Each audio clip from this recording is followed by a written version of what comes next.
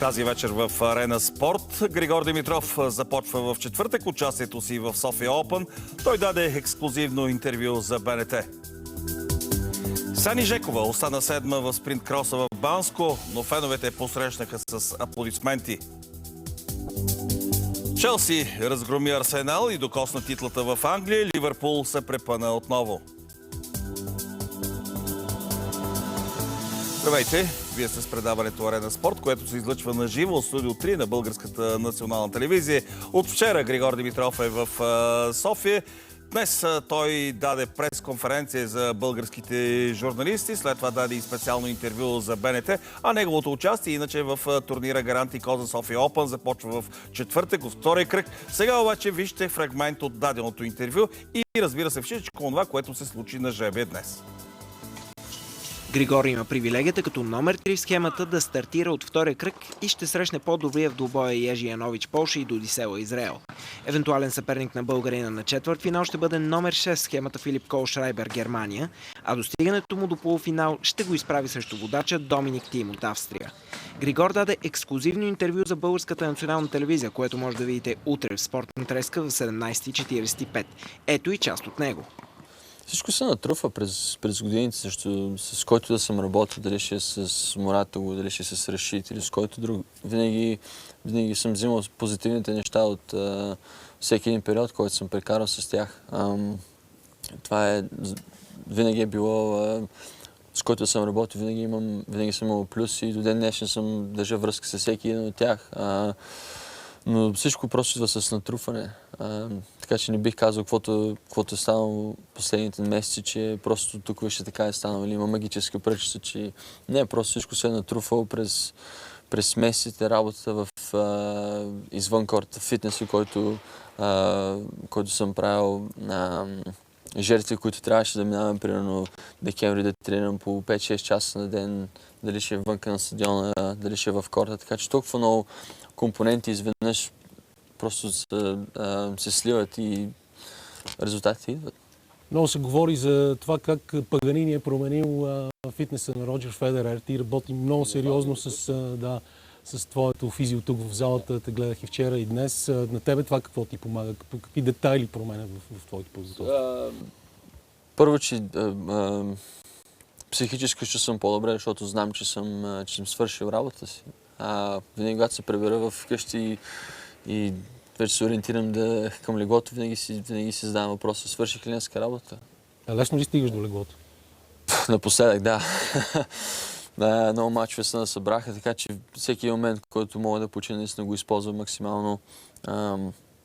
Но момента, примерно сега след тук отивам директно във фитнеса. Имам още 2 часа сесия, която трябва да съм готов за това, така че просто не спирам в момента. Жребият определи труден съперник на Димитър Кузманов, холандеца Робин Хаасе. Другият българин с уайлдкарт в турнира, Александър Лазаров, ще срещне Радо Албот от Молдова. Всички срещи от турнира на сингъл ще бъдат излъчвани по БНТ HD, мачовете на Григори, решителните двубои и по БНТ 1. Турнирът на двойки е запазена територия за БНТ 2. Да, ще бъде интересно. От понеделник в Арена Армеец, естествено и пред телевизионните екрани с програмите на Българската национална телевизия. Иначе, чухте Григор Димитров, ще има интересни съперници в първия си кръг. Дали това ще бъде и Ежи Янович от Полша или Дуди Села, в никакъв случай самият той каза няма да има подценяване.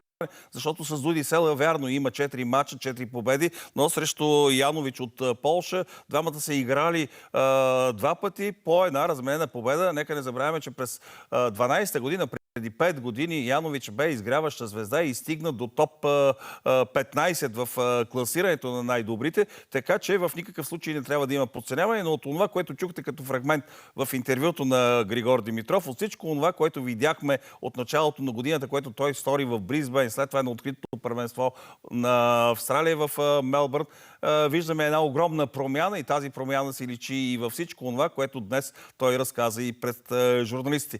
Иначе, наша лабрата ще продължава да търси какво ли не около Григор Димитров. Днес след пресконференцията, след жребие, колеги са успели да разберат, че той е завел половинката си. Знаете, че той е тук с Никол Шерцингер. Завел е певицата Никол Шерцингер в уютен ресторант в полите на Витоша. Сега обаче ние ще обърнем малко повече внимание на един негов съперник. Сещате ли се с кой игра Григор Димитров на четвъртфинал в Мелбърн? Давид Гофен. Един матч, който мнозина смятаха, че ще бъде изключително труден, но той пък се оказа един от най-лесните за Григор Димитров. 3-0 срещу Давид Гофен, който обаче остава в класирането. Поне до момента пред Григор. Той е 11. Григор, знаете, че е 13 след Мелбърн. Днес, или по-скоро преди няколко часа, Давид Гофен пристигна в България и успяхме да разговаряме с него. Валерия Видева бе на летището. Новото белгийско чудо в тениса имаше добър старт на сезона. Той записа престижен успех над световния номер 1 Анди Мъри на демонстративния тенис турнир в Абу Даби. На откритото първенство на Австралия той победи последователно Радек Щепанек, Иво Карлович, Доминик Тиим и стигна до своя втори четвъртфинал в кариерата си на турнири от големия шлем, където обаче непреодолимо препятствие беше Григор Димитров. Чувствам се отлично и според мен играя много добре. В София съм готов да покажа най-добрия си тенис. Доволен съм от представянето си в Мелбърн и съм амбициран да продължа в същия дух. Не съм запознат с моите съперници, но със сигурност ще ги проуча и ще гледам техния матч. Ще видим какво ще се случи във втория кръг, но аз ще съм концентриран върху това, което трябва да направя, моята стратегия и ще видим какво ще се случи. Ще се подготвям за всеки матч различно. Разбира се, като поставям схемата, хората имат големи очаквания към мен, но аз не си поставям крайна цел. Ще дам най-доброто от себе си и накрая ще видим. Гофен е впечатлен от играта на Григор Димитров и е на мнение, че 2017 ще бъде една от най-успешните за българина. В рамките на няколко месеца той работи много усилено и си личи, че е концентриран изцяло върху играта си. Играе страхотно в момента, имаше летящ старт на годината. Титлата в Брисбейн, полуфинала на Australian Open. Димитров е изключително талантлив и се намира в много добра физическа форма. Очакват го много успехи и ще бъде интересно да го следим. Убеден съм, че за него турнирът пред родна публика е голяма мотивация, защото усещането просто е различно.